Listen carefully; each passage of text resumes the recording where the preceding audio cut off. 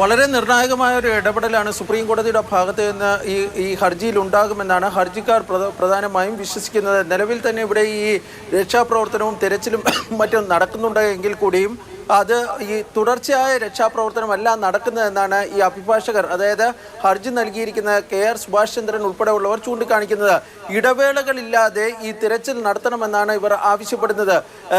ഈ ഹർജി അടിയന്തരമായി കേൾക്കണമെന്ന് ഈ സുപ്രീം കോടതി ചീഫ് ജസ്റ്റിസിനോട് ഇവർ ആവശ്യപ്പെടുകയും തുടർന്ന് ചീഫ് ജസ്റ്റിസാണ് ജസ്റ്റിസുമാരായ വിക്രംനാഥും PB വരാലയും അടങ്ങുന്ന ബെഞ്ചിന് മുമ്പാകെ ഇന്ന് ഈ ഹർജി ലിസ്റ്റ് ചെയ്യുകയും ചെയ്തിരിക്കുന്നത്. 68ാമത്തെ ഹർജിയായിട്ടാണ് ഈ ഹർജി ഇന്ന് സുപ്രീം കോടതിയുടെ പരിഗണനയ്ക്കായി വരുന്നത്. അതായത് ഏതാണ്ട് ഉച്ചയോട് കൂടി തന്നെ കോടതി ഈ വിഷയം പരിഗണിക്കുന്നതായിരിക്കും. തുടർന്ന് കർണാടക സർക്കാരിനും കേന്ദ്ര സർക്കാരിനും സുപ്രീം കോടതി എന്ത് നിർദ്ദേശമാണ് ഈ വിഷയത്തിൽ നൽകാൻ വേണ്ടി പോകുന്നത് എന്നതാണ് ഏവരും ഉറ്റുനോക്കുന്നത്. കാരണം നിലവിൽ ഈ ഹർജിക്കാർ ആവശ്യപ്പെടുന്നത് ഈ സൈന്യത്തിൻ്റെ മറ്റും സേവനം വിനിയോഗിക്കണമെന്നതാണ്. സൈന്യം നിലവിൽ തന്നെ ഈ ഷിരൂരിലുണ്ട്. പക്ഷേ ഈ വൈകിട്ട് 6 മണിക്ക് ഈ പ്രവർത്തനം നിർത്തിവെക്കുന്നു. പിറ്റേ ദിവസമാണ് തുടങ്ങുന്നത്. അങ്ങനെയൊക്കെ മാറ്റി ആ സംവിധാനമൊക്കെ മാറ്റി ഈ ഇടതടവില്ലാതെ, അതായത് റൗണ്ട് ദ ക്ലോക്ക് ഈ പരിശോധന സംബന്ധിച്ചുള്ള ഉത്തരവ് സുപ്രീം കോടതിയുടെ ഭാഗത്ത് നിന്ന് ഉണ്ടാകുമോ ഇല്ലേ എന്ന് ഇന്ന് ഉച്ചയോടുകൂടി അറിയാൻ വേണ്ടി സാധിക്കും. മാധു.